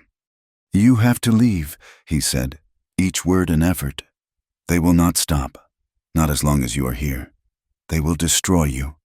He reached a trembling hand and touched her cheek. "You deserve a chance, a life, free of me, free of this." Clara looked at him, at his broken face, at the man who had faced down a blizzard to save her, who had faced down a mob for her honor. A fierce, powerful love, stripped of all guilt and all ghosts, rose up in her. A tide of pure, unshakable loyalty. She took his hand and held it tightly between both of her own. Her voice, when she spoke, did not tremble. It was filled with a strength she had never known she possessed. "You saved me when no one else would," she said, her eyes locking with his. "You pulled me out of the snow when I was ready to die. This life, this breath in my body, I owe it to you." She leaned closer, her tears falling onto their joined hands. "I will die here before I leave you." He closed his eye, a single tear escaping from beneath the bruised and swollen lid. He did not have the strength to argue. He did not have the strength to do anything but hold on to her hand.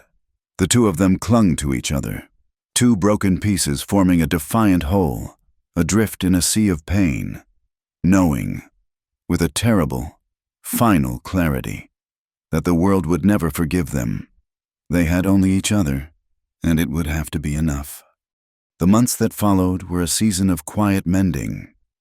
Summer arrived, draping the foothills in a deep, vibrant green. The sun was a warm hand on the back of the neck, and the air was sweet with the scent of pine and wild clover. In the world beyond their small valley, the town of Cold River rebuilt its burned structures, the charred timbers a stark reminder of the night of the fire. But for Clara and Luke, the world was only as large as the land they could see from their cabin door. They remained outcasts, their existence an unspoken, festering wound in the community's fragile sense of order. They were utterly, completely alone. And in that solitude, they found a kind of freedom. Luke's body healed with an agonizing slowness.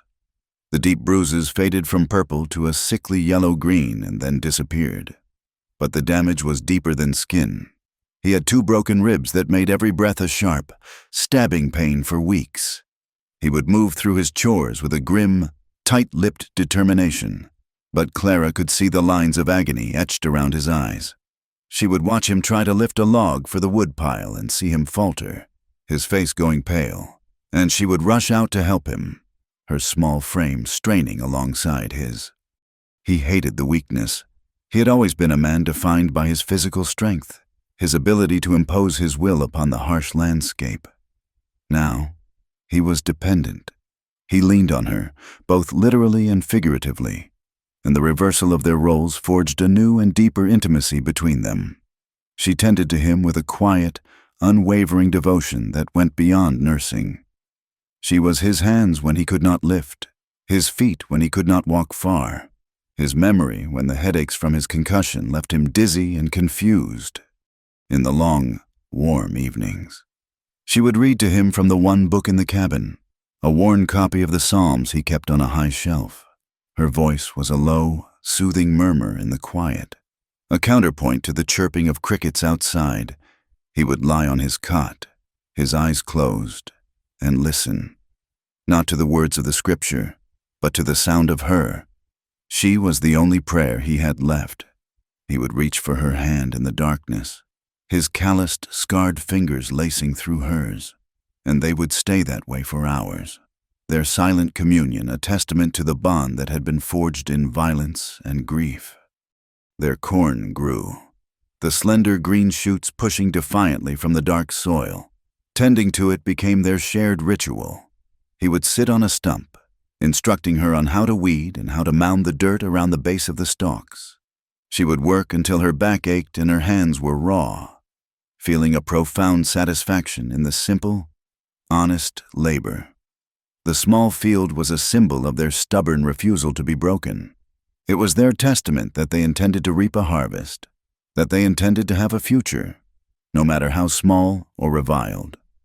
But the peace they had cultivated was as fragile as a spider's web in a storm. They both knew it. They could feel the hatred from the town like a change in barometric pressure, a storm gathering just over the horizon. Every distant sound of a horse, every snap of a twig in the woods, would make them freeze, their eyes meeting in a shared, unspoken fear. They were living on borrowed time. The end came on a bright, cold morning in early autumn. The aspen trees behind the cabin had turned a brilliant, trembling gold, and the air was sharp with the promise of the coming winter. Clara was outside, gathering the last of the wild roots from her garden, when she heard it, the unmistakable sound of many horses, moving at a steady, deliberate pace. She stood up, her heart seizing in her chest. A line of riders was emerging from the trees at the edge of the clearing. There were at least a dozen of them, sitting tall in their saddles, dark silhouettes against the bright morning sky. They were not ranchers or drifters. They moved with a grim purpose. At their head rode Sheriff Brody, but his face was set and joyless. Beside him was Preacher Cole, his expression one of sanctimonious triumph, and just behind them, with a bandage still starkly visible on his newly healed jaw, was Elias Vance, a rifle resting in the crook of his arm. It was a posse, a legal mob. Luke came out of the cabin, drawn by her sudden stillness. He did not have his rifle. He had been oiling it at the table. He saw the riders, and his face, which had in recent weeks begun to lose its harsh, haunted look, closed up like a fist. The old, weary warrior was back. He moved to stand in front of Clara, his body a shield, his shoulders squared against the coming tide. The riders stopped a few yards from the cabin, their horses stamping and blowing clouds of mist into the crisp air. For a long moment, no one spoke. The only sound was the jingle of harness and the rustle of the golden aspen leaves. Sheriff Brody broke the silence, his voice heavy with a reluctance that did him no credit. He unrolled a piece of paper. "Luke," he began, not meeting the other man's eyes, "I have here a legal order, signed by the circuit judge. It is an eviction notice. On the sworn testimony of multiple citizens of Cold River, you have been deemed a public nuisance and a source of moral contagion. This land, your claim has been nullified. You have until sundown to vacate the premises." Luke stared at him, his face carved from granite. "On what grounds?" It was Preacher Cole who answered, his voice ringing with self-righteous authority. "On the grounds of decency, sir. On the grounds that you have harbored a fallen woman, lived with her in sin, and brought violence and God's righteous anger down upon this community. This land must be cleansed of your presence." A low murmur of agreement went through the posse. Elias Vance grinned, a cruel, satisfied twisting of his lips. "This is my land," Luke said, his voice a low, dangerous rumble. "I have the deed. I bled for this country, and this is the piece of it I claimed. No paper signed by a distant judge who has never set foot here can take it from me." "Do not make this harder than it has to be. Luke," the sheriff said, his voice pleading. "We have the authority. We will use it." "Then you will have to kill me to get me off it," Luke said flatly. The finality in his tone was absolute. The tension in the clearing became a living thing, a coiled snake ready to strike. The men shifted in their saddles, their hands moving closer to their guns. They had come expecting to remove a man, but they were now faced with the prospect of killing him. It was then that Clara moved, pushing past Luke. She stepped forward into the open space between him and the riders. She was a small, slight figure in a faded calico dress, her hands clenched at her sides, but her chin was high. She was trembling, but not just with fear. It was with a righteous, protective fury that burned away her timidity. "You will not," she said, her voice clear and strong, ringing through the silent clearing. "You will not do this. This man saved my life. He showed me kindness when all you showed me was the back of your heads. You speak of sin? What is more sinful than what you are doing now? Coming here, a dozen armed men, to drive out one man who has done nothing but try to live in peace. You speak of God. My God is not a God of hatred and mobs. He is a God of mercy, a word none of you seem to understand." She turned her gaze directly on Preacher Cole, and the contempt in her eyes made him flinch. "You, who hide your cruelty behind a black coat and a holy book, you are the source of this poison, not us." Her words, spoken with such unexpected courage, stunned the men into a momentary silence. They had come to cast out a sinner and a harlot, but they were being confronted by a woman of fierce, unshakable conviction. Elias Vance was the first to recover, his face flushed with anger at being challenged by her. "Be quiet, woman," he snarled. "This is not your concern." He raised his rifle, not aiming, but as a threat. "Get out of the way." "No," Clara said, standing her ground. Luke moved, a blur of motion, stepping in front of her just as Vance, his temper snapping, leveled the rifle. "Luke, no!" Clara screamed. The world seemed to slow down. She saw the flash of fire from the muzzle of the rifle. She heard the deafening crack echo off the hills. She saw Luke's body jolt, a sudden, violent spasm, as if he had been struck by lightning. He grunted, a sound of surprise and deep, final pain. He staggered, but he did not fall. He turned, his eyes finding hers, and in them, she saw not agony, but a look of fierce, profound love. Then his knees buckled, and he collapsed into the mud at her feet. A collective gasp went through the posse. They had not meant for this to happen. Or perhaps some of them had. Sheriff Brody's face was ashen. Preacher Cole looked shocked, his righteous certainty replaced by a dawning horror. Elias Vance stared at his smoking rifle as if he did not know what it was. Clara's scream was a sound not of this earth. It was a raw, primal shriek of a soul being torn in two. She threw herself down beside Luke, her hands frantically searching for the wound. There was a dark, spreading stain on the front of his shirt, high on his chest. Blood, shockingly red, pulsed from it, soaking the fabric, spilling onto her hands. "Luke, oh God, Luke!" she sobbed, pressing her hands against the wound. A futile, desperate attempt to hold his life inside him. The riders, their mob courage shattered by the reality of what they had done, began to back their horses away. They had crossed a line, and they knew it. They were murderers now. They turned and retreated, melting back into the trees, leaving the sheriff and the preacher and Vance alone in the clearing. They too turned and fled, leaving their victims to die in the silence they had created. Clara was alone with him, with a strength she did not know she possessed. She got her arms under his shoulders. "I have you," she whispered, her tears falling onto his bloody face. "I have you." She dragged him, inch by painful inch, across the yard and into the cabin, leaving a terrible, dark trail in the dirt. The night that followed was a descent into hell. She laid him on his cot and cut away the bloody shirt. The wound was small, neat, and utterly devastating.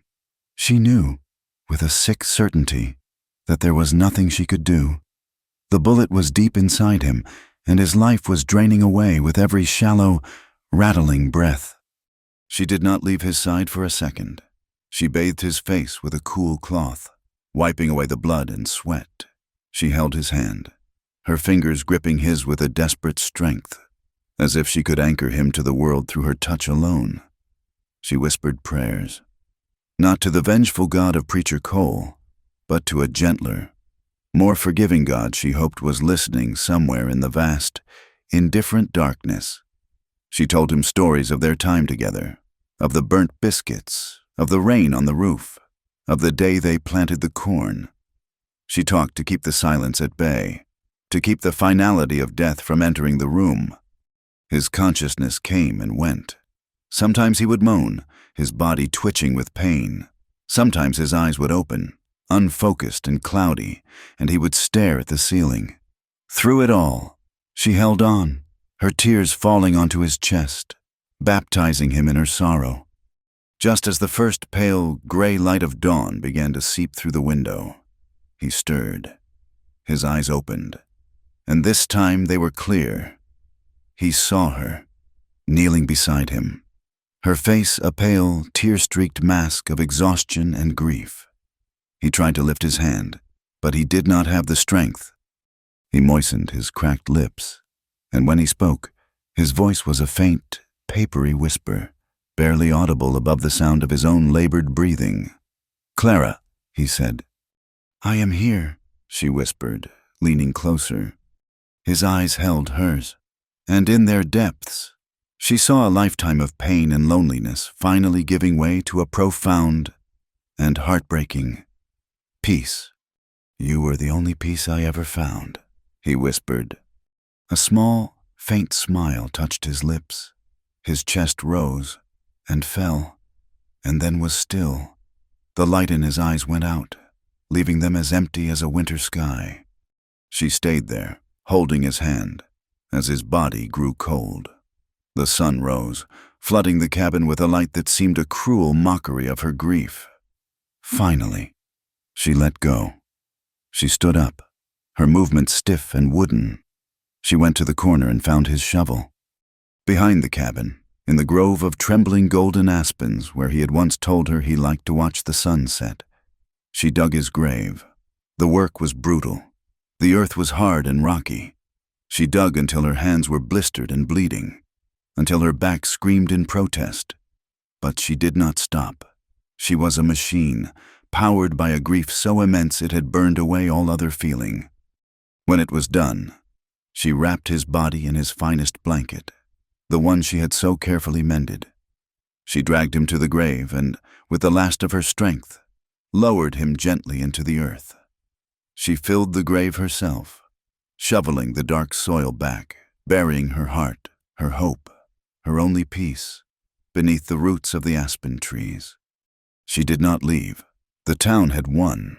They had driven him from his land, but only by sending him to a deeper, more permanent place. But she would not let them drive her away. This land was his. It was theirs. It was consecrated now by his blood and her tears. She stayed in the cabin, a solitary guardian of a sacred place. Spring came, and she took seeds she had gathered from the wildflowers in the meadow and planted them on his grave. They grew into a riot of color, blue and yellow and red, a vibrant, living testament to a love the world had tried to kill. Years passed.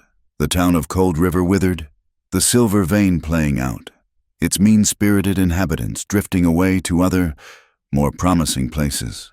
But the cabin in the foothills remained. Travelers and lone prospectors, passing through the valley, would sometimes speak of it. They told stories of a quiet woman who lived there alone, a woman with sorrowful eyes who never smiled, but who tended a small, beautiful patch of wildflowers on a hill as if it were the most important work in the world, as if she were guarding something sacred. One evening, many years later, Clara stood by the grave as the sun set, painting the western sky in streaks of fiery orange and deep purple. She was an old woman now, her hair as white as the winter snow, her face a roadmap of a long and lonely life. A cool wind blew down from the mountains, stirring the aspen leaves, making them whisper secrets to the twilight. She looked out at the horizon, at the vast, empty land that had taken everything from her, and had given her everything that mattered. She reached out a thin, wrinkled hand and touched the simple wooden cross she had carved for him, the wood now weathered and gray. "You're not him," she whispered to the wind, her voice as soft as the rustling leaves. "But you were mine." Thank you for listening to our story. We would love to hear where you are listening from in the comments below, so we can all connect. Please subscribe to the From Wild West channel and share your thoughts in English.